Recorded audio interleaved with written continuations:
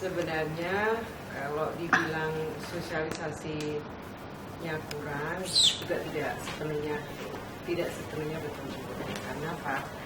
Satu, kalau untuk klaster ketenagakerjaan ini kan kita prosesnya panjang. Jadi ketika sebelum pemerintah menyerahkan naskah akademik maupun RUU, kita kan juga sudah melakukan dialog sosial, baik formal informal kita lakukan. Nah begitu setelah diserahkan naskah akademik dan RUU-nya dan pemerintah kemudian pada akhirnya memutuskan dan DPR menunda klaster ketenagakerjaan itu diakhirkan pembahasannya, itu kami membuka ruang dialog dengan stakeholder ketenagakerjaan melalui Forum Tripartit Nasional. Forum Tripartit Nasional ini akhirnya mereview draft RUU yang sudah disampaikan kepada DPR. Kami duduk bersama dengan suasana yang dialogis, dengan satu dengan yang lainnya menyadari bahwa harus ada take and give, tidak model pokoknya. Nah itu akhirnya lumayan panjang kita bertemu dengan stakeholder ketenagakerjaan melalui Forum Tripartit Nasional itu. Dari hasil Tripartit Nasional itulah yang kemudian disampaikan oleh pemerintah revisi atau perbaikan draft RUU. Dan alhamdulillah DPR menyambut baik aspirasi dari stakeholder itu yang oleh pemerintah kemudian diperbaiki itu alhamdulillah disambut baik oleh DPR. Dan ketika saya juga ingin mengapresiasi DPR yang proses pembahasan panjangnya itu dilakukan secara terbuka. Saya kira dulu kan tidak kalau dulu yang terbuka itu kan rapat kerja. Kalau ini panja pun dibuka melalui TV parlemen, kemudian kanal-kanal medsosnya DPR terbuka. Masyarakat juga bisa mengakses secara langsung perdebatan di panja. Saya kira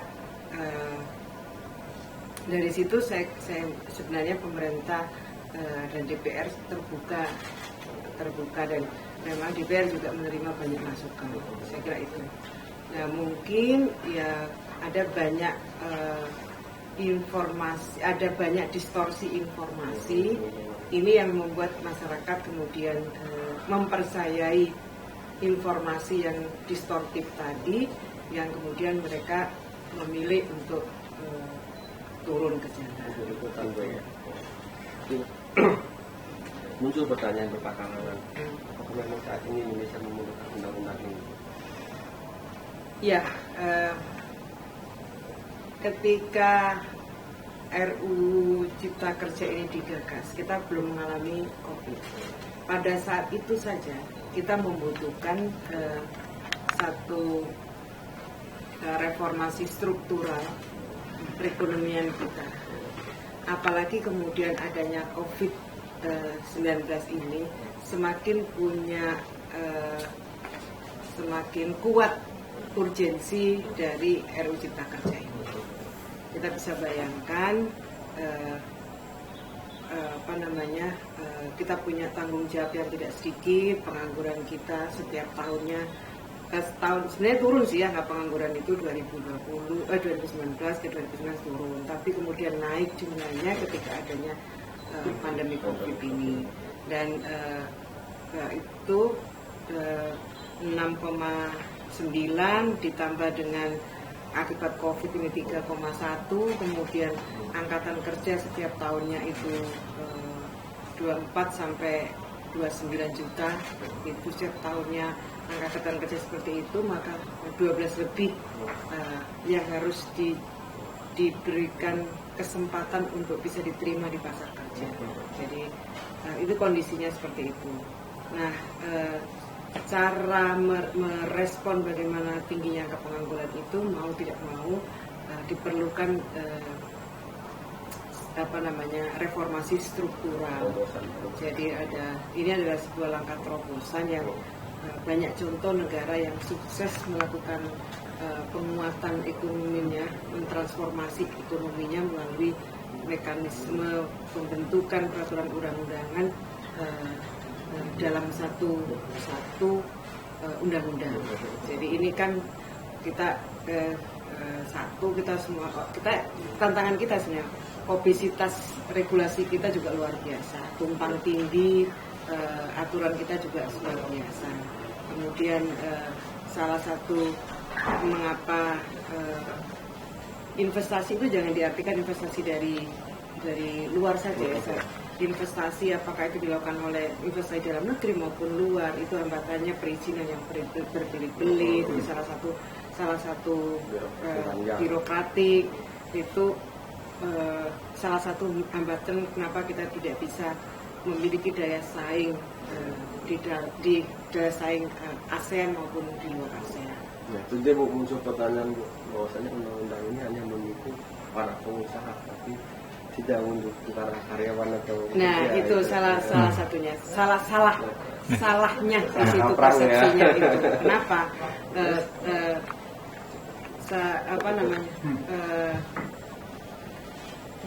Kalau dalam konteks ketenaga kerjaan jelas disebut bahwa penguatan perlindungan dan upaya kesejahteraan itu bagian dari dari upaya untuk mengembangkan ekosistem investasi. Jadi kalau perlindungan pekerjanya bagus, kesejahteraan pekerjanya itu dipenuhi, maka ekosistem investasi itu akan sangat bagus. Jadi jangan salah ketika bicara tentang ekosistem investasi, salah satu komponen yang harus didorong kuat adalah bagaimana perlindungan kepada tenaga kerjanya dan bagaimana upaya pemenuhan kesejahteraan para pekerjanya. Jadi undang-undang ini adalah kita berusaha menjawab persoalan atau tantangan ketenaga kerjaan tadi, jumlah pengangguran yang tinggi, kemudian kompetensi yang rendah, dengan tetap memberikan perlindungan kepada pekerja yang existing. Jadi sebenarnya yang kita pikirkan ini adalah silent kelompok masyarakat yang mereka belum mendapatkan pekerjaan, dan juga kita harus merespon bagaimana kepastian perlindungan kepada tenaga kerja yang eksis. Itu salah satu. Sebenarnya apa sih pasal itu dan cipta terbukti itu kerjaan? Karena kan kita kalau lihat dari para kerja itu ada pasal yang membolehkan seperti pesangon, outsourcing semua hidup. Nah itu saya kira nanti saya kasih aja deh bahannya. Boleh. Saya kasih bahannya. Terima kasih Pak Sus. Hoax dan fakta. Kasih. Kakak. Ya Bu. Oke. Apa dari sana lagi itu perlu dengan Sejak dari awal ketika tripartit itu mereview draft RUU, kami juga sudah sepakat dengan teman-teman stakeholder tenaga kerjaan, apakah SPSP ataupun Asosiasi Pengusaha Apindo Kadin, untuk aturan pelaksana dari undang-undang ini kita duduk lagi bersama untuk memastikan bahwa ketentuan di undang-undang yang memang diarahkan untuk memberikan kepastian perlindungan itu begitu juga adanya di peraturan undang-undang gitu. Jadi kita bahkan sudah membuat timetable bagaimana kapan kita persiapan draftnya, kemudian kapan kita mengundang, kapan kemudian finalisasi harmonisasi, itu sudah kita siapkan. Memang saya sudah dari awal memang, ayo teman-teman kalau ngawal tidak hanya ngawal di undang-undangnya, tapi juga ayo kita kawal di peraturan pemerintahnya. Dan teman-teman alhamdulillah semua sepakat, teman-teman Kadin Apindo, teman-teman SPSB juga sepakat. Dan terakhir dari saya, jika undang-undang ini berjalan dengan baik, apa manfaatnya sebenarnya bagi usaha, investor, mendapat?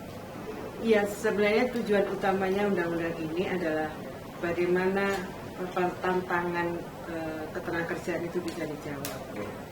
Bagaimana tadi saya katakan tantangan ketenagakerjaan kita yang pengangguran kita yang tinggi, kemudian kompetensi yang masih belum bisa bersaing, kemudian daya saing negara kita dengan negara lain, itu yang harapannya dengan RUU dengan Undang-Undang Omnibus Law Cipta Kerja ini kita bisa menjawabnya, dan pada akhirnya ujung-ujungnya sebenarnya adalah kesejahteraan dari masyarakat. Oke, ada lagi mau tambahin? Cukup ya harapannya. Boleh nggak, Bu? Apa itu? Ini pekerja di sektor logistik seperti apa nih Bu? Kan kemarin pas pandemi logistik merupakan perusahaan yang dapat pengecualian Bu, tetap beroperasi seperti kurir kan segala macam. Itu banyak Bu. Jumlahnya itu misalnya JNE aja ada sekitar 40.000 tuh kurirnya itu Bu. Seperti apa nih Bu Kementerian Tenaga Kerja nih untuk sektor logistik ini Bu?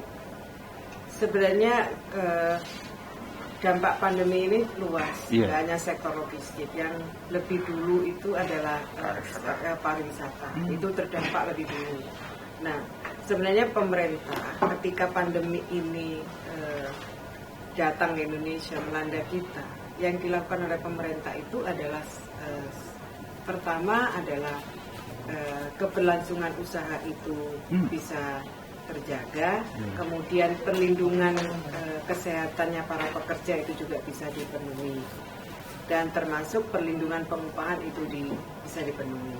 Nah, ketika terjadi keberlangsungan usaha yang terhambat, yang pada akhirnya mempengaruhi penghasilan para pekerja, pemerintah melakukan banyak hal. Yang pertama, kalau mereka di PHK, mereka bisa mengakses program kartu prakerja. Yang kartu prakerjanya itu desainnya sudah berubah. Desainnya yang semula untuk peningkatan kompetensi berubah menjadi ada insentif di dalamnya selama 4 bulan. Nah, itu yang PHK atau yang dirumahkan.